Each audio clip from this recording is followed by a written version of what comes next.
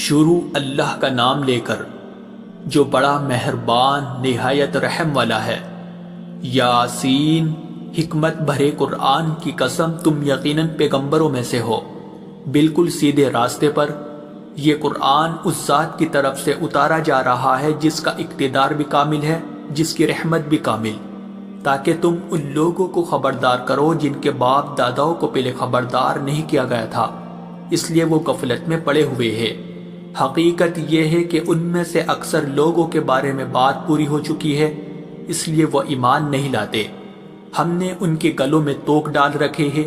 جو ٹھوڑیوں تک پہنچے ہوئے ہیں، اور اس وجہ سے ان کے سر اوپر کو اٹھیرے گئے ہیں، اور ہم نے ایک آڑ ان کے آگے کھڑی کر دی ہے اور ایک آڑ ان کے پیچھے کھڑی کر دی ہے، اور اس طرح انہیں ہر طرف سے ڈھانک لیا ہے، جس کے نتیجے میں انہیں کچھ سجائی نہیں دیتا۔ اور ان کے لیے دونوں باتیں برابر ہے، چاہے تم انہیں خبردار کرو یا خبردار نہ کرو، وہ ایمان نہیں لائے گے۔ تم تو صرف ایسے شخص کو خبردار کر سکتے ہو جو نصیحت پر چلے اور خدا رحمان کو دیکھے بغیر اس سے ڈرے، چنانچہ ایسے شخص کو تم مغفرت اور باعزت اجر کی خوشخبری سنا دو۔ یقیناً ہم ہی مردوں کو زندہ کریں گے، اور جو کچھ عمل انہوں نے آگے بھیجے ہیں ہم ان کو بھی لکھتے جاتے ہیں، اور ان کے کاموں کی جو اثرات ہیں ان کو بھی، اور ہم نے ایک واضح کتاب میں ہر چیز کا احاطہ کر رکھا ہے۔ اور اے پیغمبر، تم ان کے سامنے ایک بستی والوں کی مثال پیش کرو جب ان کے پاس رسول آئے تھے۔ جب ہم نے ان کے پاس شروع میں 2 رسول بھیجے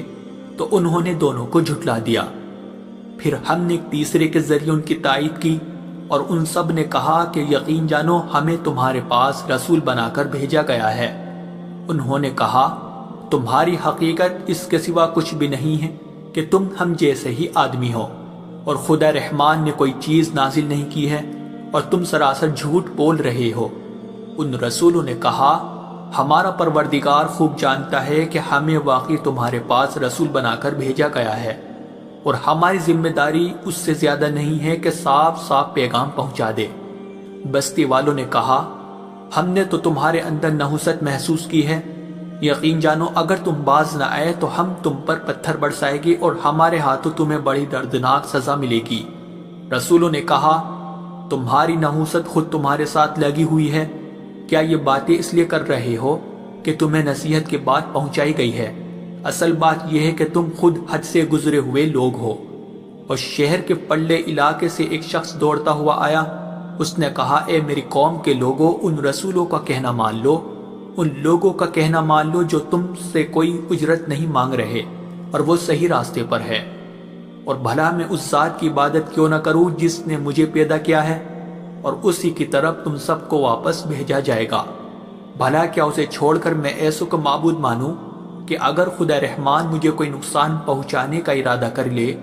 تو ان کی سفارش میرے کسی کام نہ آئے اور نہ وہ مجھے چھڑا سکے؟ اگر میں ایسا کروں گا تو یقیناً میں کھلی گمراہی میں مبتلا ہو جاؤں گا۔ میں تو اپنے پروردگار پر ایمان لا چکا، اب تم بھی میری بات سن لو۔ آخر کار بستی والوں نے اسے قتل کر دیا، اور اللہ کی طرف سے اس سے کہا گیا کہ جنت میں داخل ہو جاؤ۔ اس نے جنت کی نعمتیں دیکھ کر کہا کہ کاش میری قوم کو معلوم ہو جائے کہ اللہ نے کس طرح میری بخشش کی ہے اور مجھے باعزت لوگوں میں شامل کیا ہے۔ اور اس شخص کے بعد ہم نے اس کی قوم پر آسمان سے کوئی لشکر نہیں اتارا، اور نہ ہمیں اتارنے کی ضرورت تھی، وہ تو بس ایک ہی چنگھاڑ تھی جس سے وہ ایک دم بجھ کر رہ گئے۔ افسوس ہے ایسے بندوں کے حال پر، ان کے پاس کوئی رسول ایسا نہیں آیا جس کا وہ مذاق نہ اڑاتے رہے ہو۔ کیا انہوں نے نہیں دیکھا کہ ان سے پہلے ہم نے کتنی قوموں کو اس طرح ہلاک کر چکے ہیں کہ وہ ان کے پاس لوٹ کر نہیں آتے؟ اور یہ جتنے لوگ ہیں ان سبھی کو اکٹھا کر کے ہمارے سامنے حاضر کیا جائے گا، اور ان کے لیے ایک نشانی وہ زمین ہے جو مردہ پڑی ہوئی تھی، ہم نے اسے زندگی عطا کی، اور اس نے غلہ نکالا جس کی خوراک یہ کھاتے ہیں، اور ہم نے اس زمین میں کھجوروں اور انگوروں کے باغ پیدا کیے، اور ایسا انتظام کیا کہ اس میں سے پانی کے چشمے پھوٹ نکلے تاکہ یہ اس کی پیداوار میں سے کھائے، حالانکہ اس کو ان کے ہاتھوں نے نہیں بنایا تھا۔ کیا پھر بھی یہ شکر نہیں کریں گے؟ پاک ہے وہ ذات جس نے ہر چیز کے جوڑے جوڑے پیدا کیے ہیں، اس پیداوار کے بھی جو زمین اگاتی ہے اور خود ان انسانوں کے بھی اور ان چیزوں کی بھی جنہیں یہ لوگ ابھی جانتے تک نہیں ہیں، اور ان کے لیے ایک اور نشانی رات ہے، ہم اس پر سے دن کا چھلکا اتار لیتے ہیں تو وہ یکایک اندھیرے میں رہ جاتے ہیں اور سورج اپنے ٹھکانے کی طرف چلا جا رہا ہے۔ یہ سب اس ذات کا مقرر کیا ہوا نظام ہے جس کا اقتدار بھی کامل ہے، جس کا علم بھی کامل، اور چاند ہے کہ ہم نے اس کی منزل تاب تول کر مقرر کر دی ہے، یہاں تک کہ وہ جب ان منزلوں کے دورے سے لوٹ کر آتا ہے تو کھجور کی پرانی ٹہنی کی طرح پتلا ہو کر رہ جاتا ہے۔ نہ تو سورج کی مجال ہے کہ وہ چاند کو جا پکڑے، اور نہ رات دن سے آگے نکل سکتی ہے، اور یہ سب اپنے اپنے مدار، اور ان کے لیے ایک اور نشان یہ ہے کہ ہم نے ان کی اولاد کو بھری ہوئی کشتی میں سوار کیا، اور ہم نے ان کے لیے اسی جیسی اور چیزیں بھی پیدا کی جن پر یہ سواری کرتے ہیں، اور اگر ہم چاہیں تو انہیں غرق کر ڈالے، جس کے بعد نہ تو کوئی ان کی فریاد کو پہنچے اور نہ ان کی جان بچائی جا سکے۔ لیکن یہ سب ہماری طرف سے ایک رحمت ہے اور ایک معین وقت تک زندگی کا مزہ اٹھانے کا موقع ہے جو انہیں دیا جا رہا ہے۔ اور جب ان سے کہا جاتا ہے کہ بچو اس عذاب سے جو تمہارے سامنے ہے اور جو تمہارے مرنے کے بعد آئے گا تاکہ تم پر رحم کیا جائے، تو وہ ذرا کان نہیں دھرتے، اور ان کے پروردگار کی نشانیوں میں سے کوئی نشانی ایسی نہیں آتی جس سے وہ منہ نہ موڑ لیتے ہو۔ اور جب ان سے کہا جاتا ہے کہ اللہ نے تمہیں جو رزق دیا ہے اس میں سے غریبوں پر بھی خرچ کرو، تو یہ کافر لوگ مسلمانوں سے کہتے ہیں کہ کیا ہم ان لوگوں کو کھانا کھلائے جنہیں اگر اللہ چاہتا تو خود کھلا دیتا؟ مسلمانوں، تمہاری حقیقت اس کے سوا کچھ بھی نہیں کہ تم کھلی گمراہی میں پڑے ہوئے ہو، اور کہتے ہیں کہ یہ قیامت کا وعدہ کب پورا ہوگا؟ مسلمانوں بتاؤ اگر تم سچے ہو۔ دراصل یہ لوگ بس ایک چنگاڑ کا انتظار کر رہے ہیں جو ان کی حجت بازی کے عین درمیان انہیں آ پکڑے گی، پھر نہ یہ کوئی وصیت کر سکے گے اور نہ اپنے گھر والوں کے پاس لوٹ کر جا سکے گے، اور سور پھونکا جائے گا تو یکایک اپنی قبروں سے نکل کر اپنے پروردگار کی طرف تیزی سے روانہ ہو جائے گے، کہے گے کہ ہائے ہماری کم بختی، ہمیں کس نے ہمارے مرکز سے اٹھا کھڑا کیا ہے؟ جواب ملے گا کہ یہ وہی چیز ہے جس کا خدا رحمان نے وعدہ کیا تھا اور پیغمبروں نے سچی بات کہی تھی، اور کچھ نہیں، بس ایک زور کی آواز ہوگی جس کے بعد یہ سب کے سب ہمارے سامنے حاضر کر دیے جائیں گے۔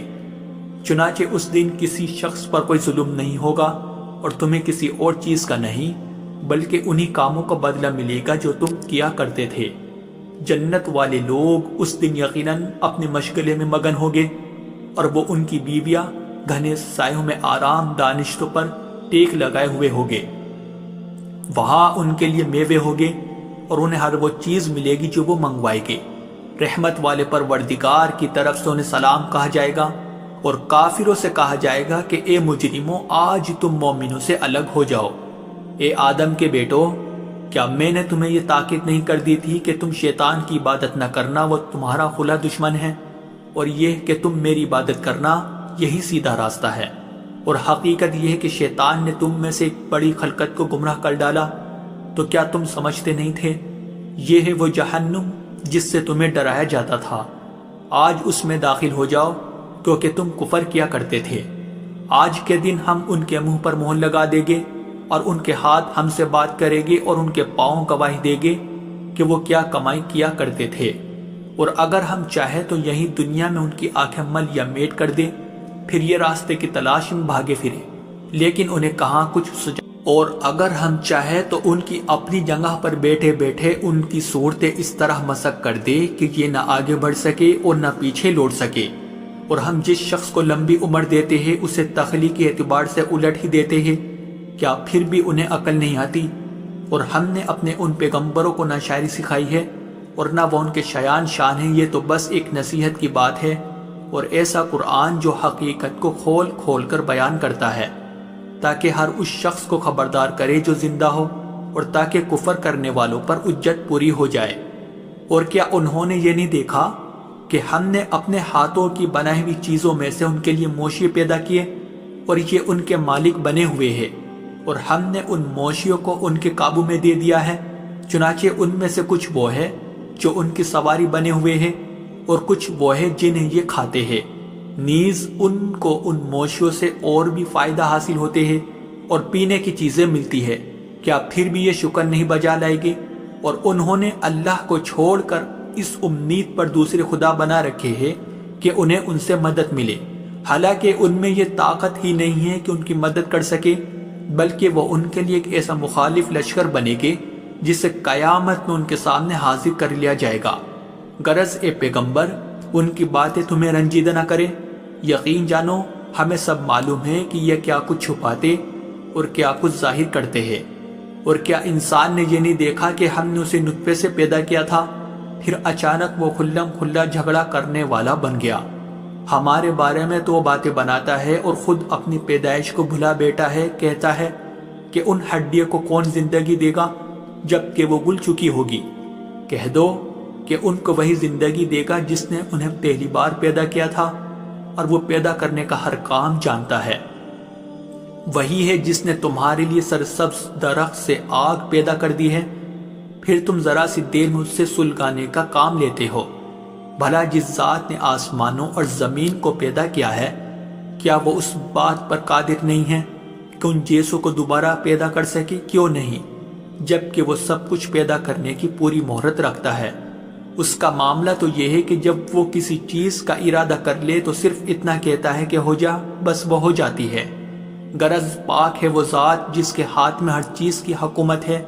اور اسی کی طرف تم سب کو آخر کار لے جایا جائے۔